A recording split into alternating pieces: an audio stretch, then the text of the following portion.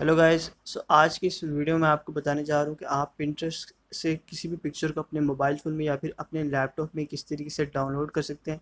So guys, इसका तरीका बहुत ही सिंपल है। सो गाइस, सबसे पहले आपको अपना जो पिंटरेस्ट का अकाउंट है उसको यहाँ पे ओपन कर लेना है और आपको अपने पिंटरेस्ट के होम पेज पे यहाँ पे आ जाना है। और गाइस, यहाँ पे आपको डिफरेंट पिक्चर्स मिल जाती हैं।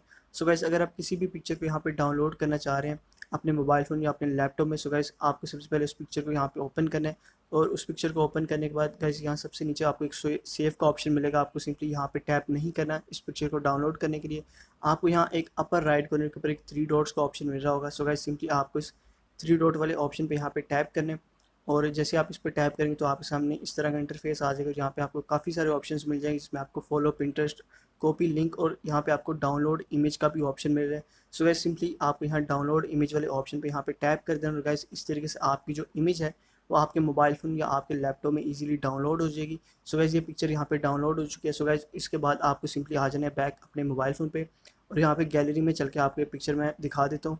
सो गाइस, आपको गैलरी में आना और यहाँ पे आप देखेंगे पिन्स के ऊपर ही आपको ये पिक्चर मिल जाएगी, और इस तरह इजीली आप कोई भी पिक्चर अपने मोबाइल फ़ोन में डाउनलोड कर सकते हैं।